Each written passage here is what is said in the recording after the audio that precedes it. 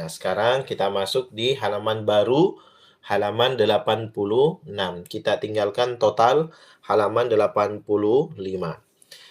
Baik Bapak Ibu sekalian, perhatikan saya bacakan, tidak ada yang ikut dulu, dengarkan.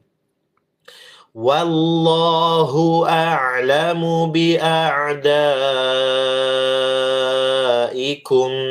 wa kafa billahi waliyan wa kafa billahi nasira. Ya, cara membacanya wallahu, wa tetap a bukan o, wallahu ya, tetap wallah, baru disebut di sini tebalkan Allah. Wallahu a'lamu, alif dan ain dibedakan, tidak boleh a'lamu, tapi a'lamu. Wallahu a'lamu bi'a'da. Lagi ada di sini alif dengan ain berdekatan lagi, jadi harus bedakan sebagaimana tadi di sini. Bi'a'daikum, panjang 5 harokat ini, panjangkan ya. Nah, ini namanya mad wajib muttasil namanya. Kalau dia di tengah-tengah ada seperti ini, panjangkan, jangan cuma 3. Bi'a'daikum, panjangkan sedikit, sabar. Bi'a'daikum, ya, begitu ya. Kemudian wa kafa billahi, wa kafa billah tipis. Billahi waliyan, wa baris 2 ketemu waw, idgham bigunnah, dikasih lama wawnya. Waliyan, wa dan dengung. Yang wa kafa billahi. Nah, ini semua tipis, ini la dan ini la, karena semua baris bawah di depannya. Kalau ini baris atas, jadi Allah tebalkan.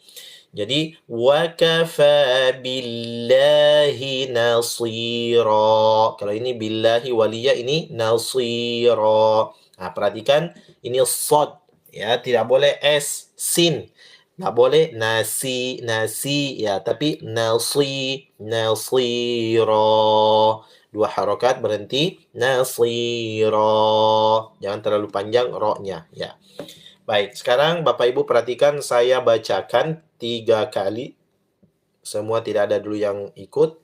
Ya, dengarkan. 1.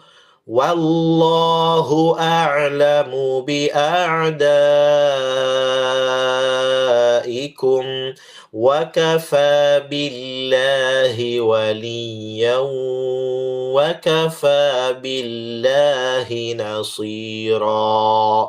2, dengarkan. Wallahu a'lamu bi'a'daikum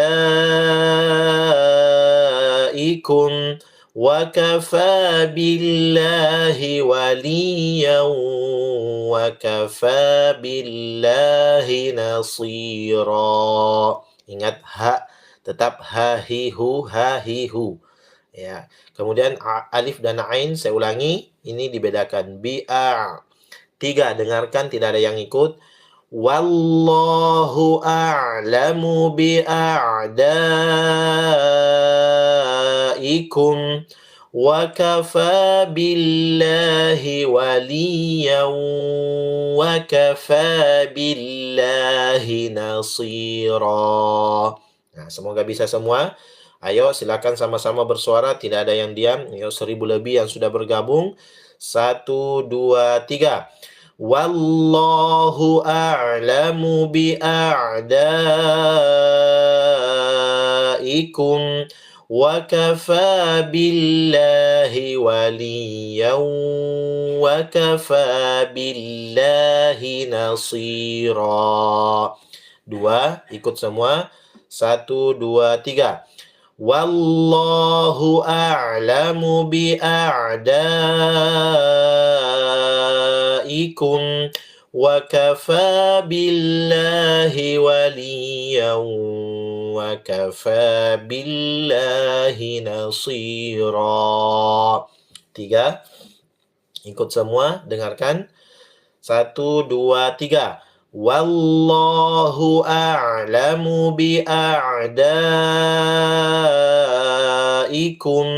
wa kafa billahi waliyan wa kafa billahi nasira. Ya, sekarang ya terakhir kalau begitu silakan ikut semua supaya lebih lancar. 1, 2, 3. Wallahu a'lamu bi'a'daikum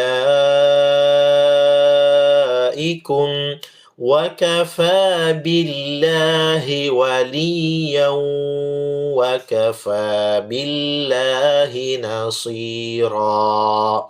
Baca mandiri. Siap semua, konsentrasi, lihat di layar. 1, 2, 3.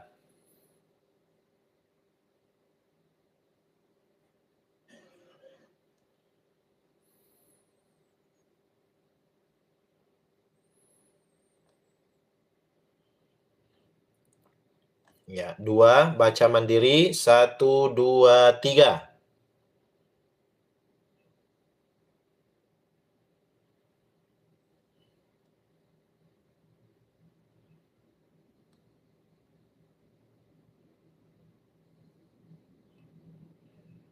Ya, baik. Terakhir, baca mandiri. 1, 2, 3.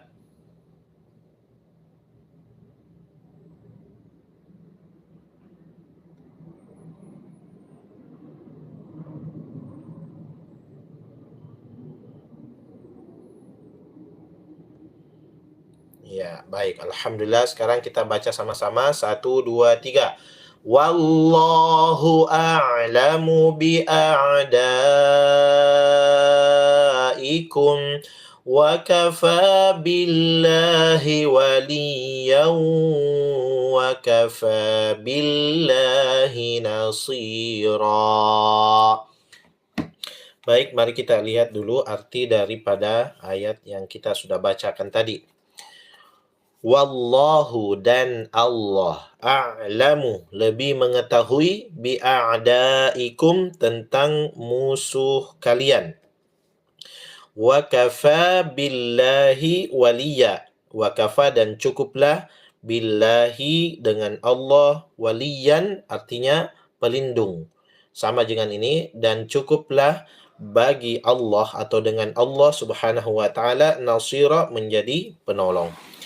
Bapak dan Ibu yang dirahmati oleh Allah Subhanahu wa taala. Dan tentunya kita sudah tahu bersama mulai dari musuh yang paling utama kita adalah syaitan. Itu yang pertama ya. Inna syaitana kana lakum aduwwun mubin, ya. Sesungguhnya syaitan itu bagi kalian aduwwun, ya. Aduwwun itu artinya mubin, musuh yang nyata, bukan maksudnya musuh yang nampak. Ya, nyata itu bukan maksudnya nampak, kelihatan, tapi maksudnya mubin artinya benar-benar musuh kalian. Yaitu yang pertama dari kalangan jin kafir atau syaitan, ya, jin kafir yang memiliki sifat kekafiran, itulah ya sifat syaitan. Nah, itulah musuh kita yang paling utama, yang senantiasa membisikkan ke dalam dada kita kejahatan. Dan barang siapa yang suka mengikuti hawa nafsunya, baik itu dengan ya ketika ada godaan syaitan sehingga kemudian dia perturutkan syaitan digabungkan dengan menuruti hawa nafsu, ya maka itulah kesesatan yang nyata bagi pribadi orang tersebut. Dan juga musuh-musuh selain dari golongan jin, yaitu juga dari golongan manusia. Ya, dari golongan manusia adalah orang-orang kafir yang senantiasa ingin menggoda kita untuk melakukan keburukan-keburukan. Nah, siapa di antara hamba Allah yang mudah tergoda oleh sesama manusia ketika diajak keburukan, kemudian dia ikuti, ya, apalagi yang membisikkan sudah bertambah dengan syaitan jin, ya, kemudian manusia memanggilnya juga, maka dia juga ikut. Nah, dia telah tersesat dari jalan kebenaran. Dan Allah Subhanahu wa taala yang maha mengetahui keadaan musuh-musuh kita semuanya itu. Maka dari semua musuh yang ada tersebut, baik dari golongan jin maupun manusia, ya, seperti orang-orang yang ingin mengajak kita keburukan, termasuk diantaranya adalah orang-orang kafir, ya, orang-orang kafir yang memusuhi kita dengan nyata, sekarang ini Bapak dan Ibu sekalian bukan hanya perang fisik. Kalau di Palestina ya jelas perang fisik, ya karena di sana tidak bisa ditembus lewat perang pemikiran. Ya orang-orang di sana itu kuat-kuat dari sisi tangkisan pemikiran ya. Beda dengan kita di Indonesia yaitu Ghazwul Fikr, perang pemikiran. Ya bagaimana merebut kaum muslimin itu dengan cara menundukkan alam pikirannya sehingga kemudian dengan sadar atau tidak sadar mereka mengikuti sistem yang ada. Nah, seperti itulah musuh-musuh Allah Subhanahu wa taala atau musuh-musuh kita, dan Allah yang Maha mengetahui semua keadaan musuh kita, baik dari golongan jin ataupun golongan manusia, ya, termasuk di antaranya adalah orang-orang kafir. Dan semua musuh-musuh tersebut hanya kepada Allah lah waliyan kita berlindung, ya, dan cukuplah Allah Subhanahu wa taala wa kafa, dan cukuplah billahi dengan Allah waliyan, pelindung, ya. Begitupun nasira, yaitu penolong. Jadi kalau pelindung ya mencegah, kalau penolong sudah terjadi. Maka kita minta tolong. Apa bedanya waliyan dan nasira? Nah, jadi sebelum terjadi ya maka kita berlindung, pencegahan, sebagaimana kalau penyakit itu ada namanya ya preventif, ada namanya kuratif, pencegahan dan pengobatan.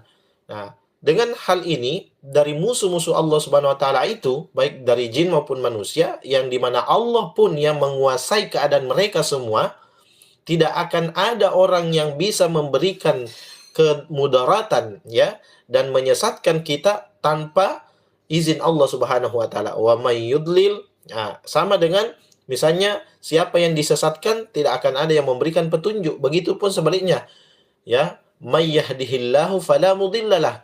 Siapa yang diberikan hidayah, petunjuk dari Allah, maka tidak akan ada yang mampu memberikan kesesatan, sekalipun semua makhluk baik yang ada di bumi maupun di langit bersatu, ya, bersatu untuk mencelakai kita. Kalau Allah sudah memberikan perlindungannya kepada kita, maka tidak akan ada yang bisa memberikan mudarat sedikit pun. Sebaliknya demikian juga kalau ada orang yang disesatkan, wa may yudlil fala hadiyalah, dan siapa yang disesatkan oleh Allah Subhanahu wa taala maka tidak akan ada yang mampu memberikannya petunjuk kecuali atas izin Allah Subhanahu wa taala. Jadi kepada siapa lagi kita bisa meminta perlindungan, ya, yaitu waliyan.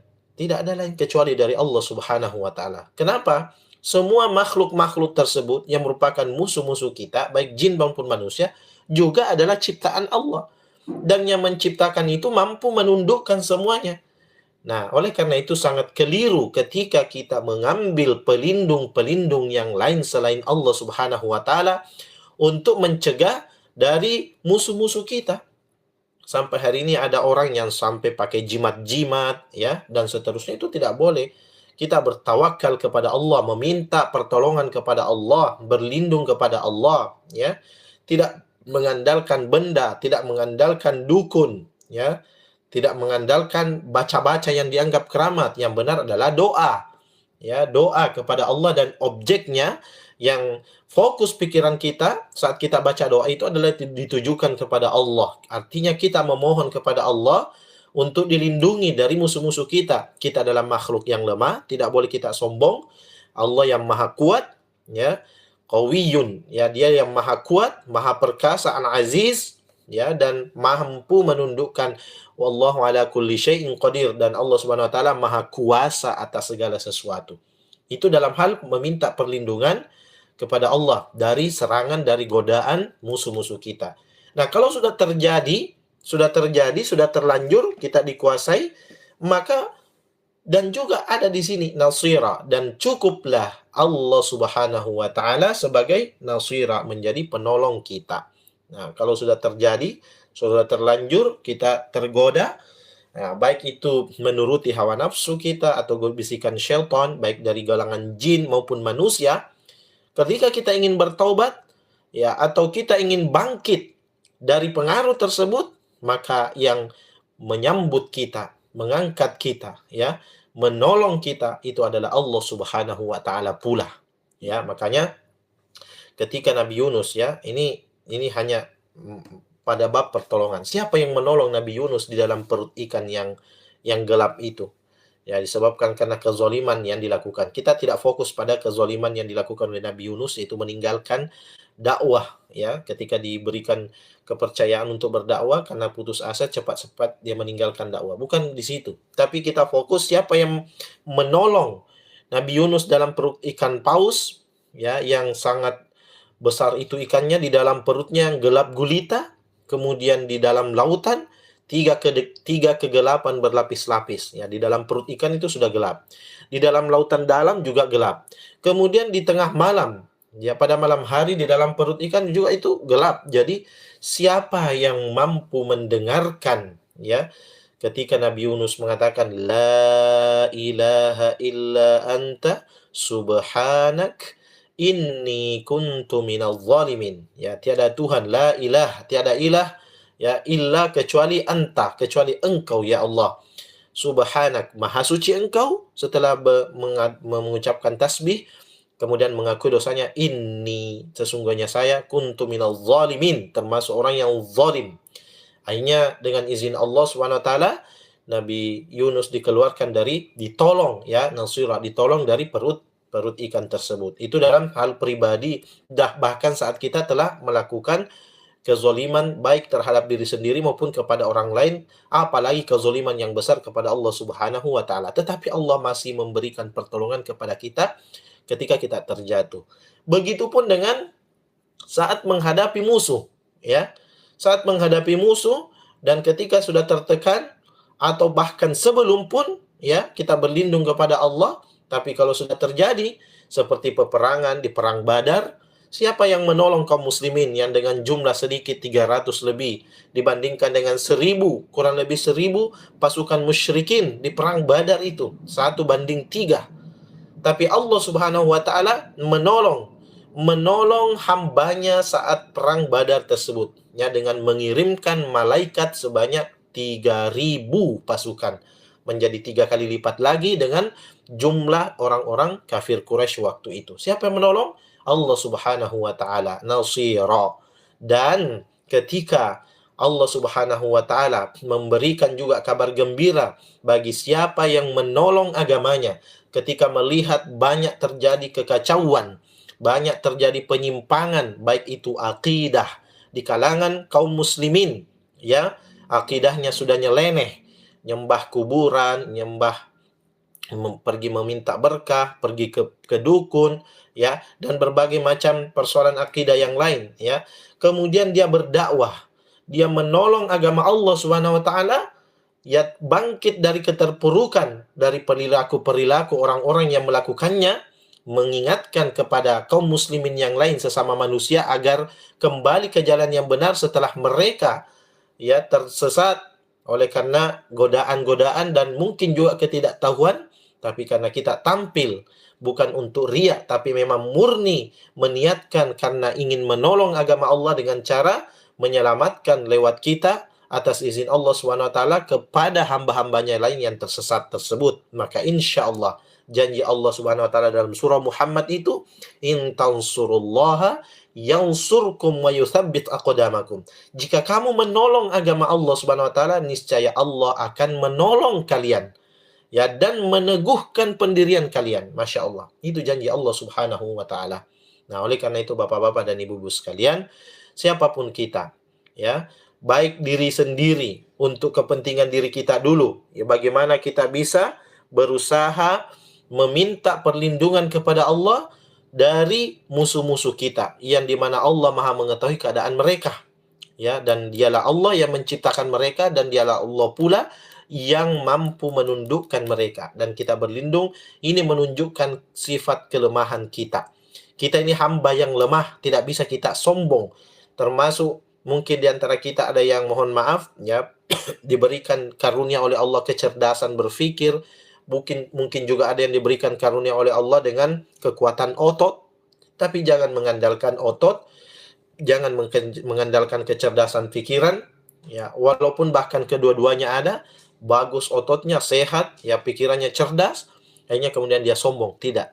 Allah sangat mudah menundukkan itu apa yang diberikan kepada kita dan mencabutnya. Sebaliknya, kalau kita mensyukurinya dan tetap rendah hati, tawadu, sambil juga hanya kita serahkan sepenuhnya kepada Allah, ya, dari semua musuh-musuh kita, agar Allah Subhanahu wa taala melindungi kita. Dan begitupun ketika sudah terlanjur, maka dialah Allah Subhanahu wa taala yang menolong kita, mengangkat kita yang terpuruk, dan insya Allah bangkit kembali. Karena kita dilarang untuk berputus asa setelah terlanjur melakukan dosa, atau bahkan sampai tenggelam dalam dosa tersebut, kemudian dia berputus asa bahwa tiada ada lagi kesempatan bagi saya, tiada lagi ampunan bagi saya. Inilah yang disukai oleh syaitan, yang merupakan juga musuh di antara kita. Nah, dialah Allah Subhanahu wa taala satu-satunya yang berhak untuk kita sembah. Iyyaka na'budu, kemudian setelah itu kita sembah, wa iyyaka nasta'in, sebagai ikrar kita, dan hanya kepada Engkaulah kami